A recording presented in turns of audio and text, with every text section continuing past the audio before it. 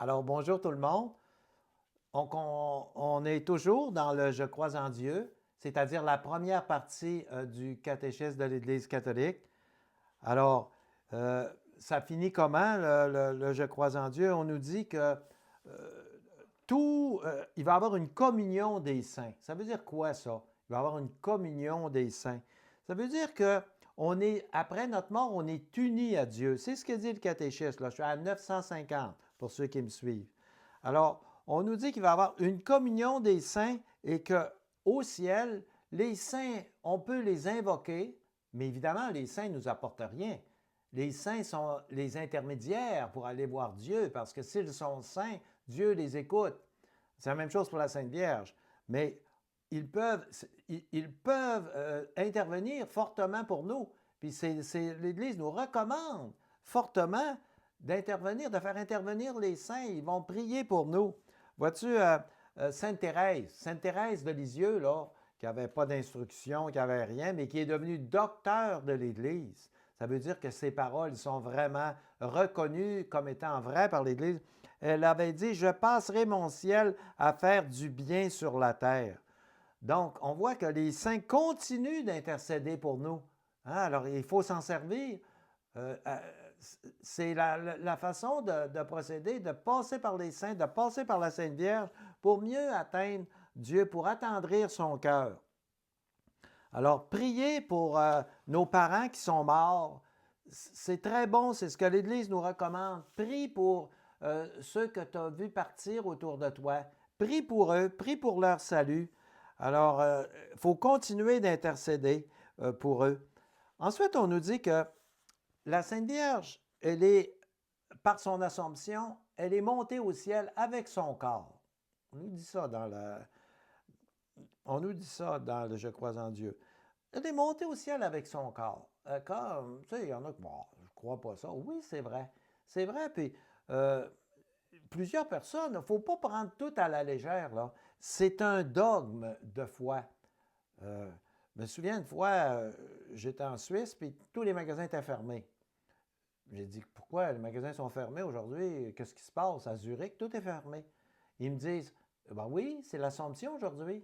Alors vois-tu, c'est une fête qui non seulement est reconnue par l'Église, mais est reconnue même par plusieurs administrations municipales puis des États. Ici au Québec, l'Assomption, on n'en fait pas de cas, mais c'est vraiment, c'est vrai, là. C'est vrai, puis c'est reconnu. D'ailleurs, c'est un dogme, on est obligé d'y croire. Alors, ces saints-là, nos parents, continuent de jouer un rôle quand ils sont au ciel. Ils continuent. Alors, on nous dit aussi que le sacrement de pénitence nous accorde le pardon. Quand on a des péchés, le sacrement de pénitence nous accorde le pardon et Dieu a donné ce pouvoir-là aux prêtres. Alors, ils sont vraiment pardonnés. Quand tu sors du sacrement du pardon, tu oublies tout, c'est vraiment pardonné. Alors, pourvu effectivement que tu aies un repentir sincère. Mais c'est le catéchisme de l'Église catholique, là, je suis à 982, le paragraphe, là, il nous dit vraiment, tu es libéré de tes péchés et tu es vraiment pardonné. Sinon, ça servirait à quoi d'aller se confesser? Alors, c'est vraiment une, un pardon qui est total.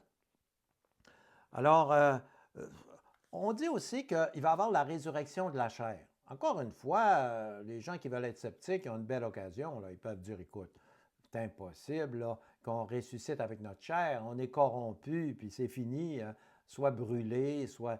Mais si Dieu nous a créés une fois, moi, c'est ça, c'est mon idée. C'est pas ça qu'ils disent dans le catéchisme, mais moi, mon idée, pour y croire, je me dis, Dieu nous a créés une fois avec cette chair-là. C'est pas moi qui l'ai choisi. Là, c'est, bon, la face que j'ai, puis le corps, puis tout, c'est pas moi qui l'ai choisi, c'est lui. Ben, il peut nous créer une deuxième fois. Pourquoi pas? Alors, on nous confirme là, qu'on va monter au ciel avec notre chair, comme la Sainte Vierge l'a déjà fait, comme Jésus aussi l'a fait, il est monté au ciel avec sa chair. Évidemment, ça dépasse notre imagination. Allez au paragraphe 1000, on va vous expliquer que ça dépasse notre imagination, mais c'est pas grave. Ça a beau dépasser notre imagination. Tout ce qui se passe au ciel, ça dépasse notre imagination. Le bonheur qu'on va vivre là, on en parle partout, ça va être un bonheur dont on ne peut même pas imaginer l'intensité. Mais c'est comme ça. Les choses du ciel, ça dépasse notre imagination. Alors, on nous dit que quand on meurt, Dieu nous appelle à lui. Dieu nous appelle à lui dans la mort. Vois-tu, Sainte Thérèse de Lisieux, encore une fois, elle disait, c'est tout dans le catéchisme, là, je ne meurs pas, j'entre dans la vie. Quand on meurt, on pense tout, c'est fini. Mais non, c'est loin d'être fini, on revient à la vie. Mais ce n'est pas de la réincarnation. Ça aussi, le catéchisme le dit. La réincarnation, ce n'est pas chrétien de penser à ça. On ne revient pas sur la terre. Mais non, on a fait un voyage, je pense, c'est assez, là. Hein, à un moment donné, on a voulu être heureux toute notre vie. Sans ça, on va répéter ça indéfiniment. Non, il n'y a pas de... Dans la religion catholique, il n'y a pas de réincarnation. C'est interdit de croire en réincarnation. C'est au ciel. On s'en va au ciel. Et c'est là qu'on va vivre l'état de bonheur et qu'on va ressusciter au dernier jour pour vivre un état de bonheur extraordinaire. On va être jugé. Hein? Il va y avoir un jugement. Ça aussi, c'est prévu par le catéchisme de l'Église catholique. On le dit avec certitude. Alors, au soir de la vie, nous serons jugés sur l'amour. C'est Saint Jean de la Croix qui a dit ça. Saint Jean de la Croix, c'est un des plus grands mystiques de l'Église catholique. Alors, vivre au ciel, nous dit le catéchisme, c'est vivre avec le Christ. C'est dur de s'imaginer qu'on va être aussi heureux. Mais d'ailleurs, on aspire à être heureux. Veut pas, qu'on soit athée ou qu'on ait la foi, on aspire à être heureux. Bien, nos aspirations, on n'a pas ça pour rien. Un chien, il n'aspire pas à être heureux. Une fleur n'aspire pas à être heureuse. Mais nous, on n'aspire pas pour rien. C'est pas pour rien qu'on a ça en nous. C'est parce qu'on va y arriver.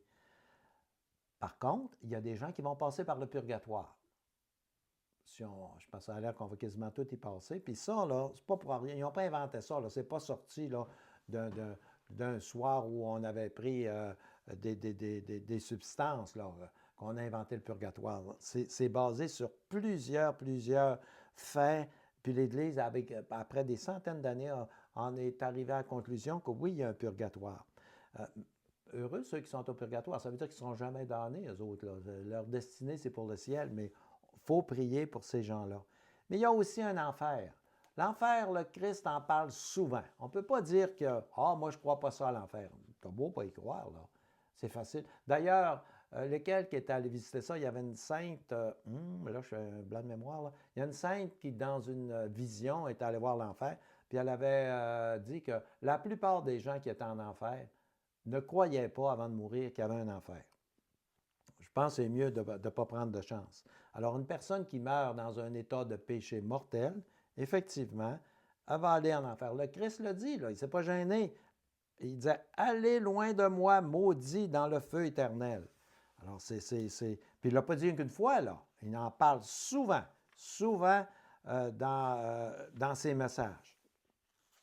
Alors, on voit que, oui, il y a un enfer, mais c'est le ciel qui nous intéresse.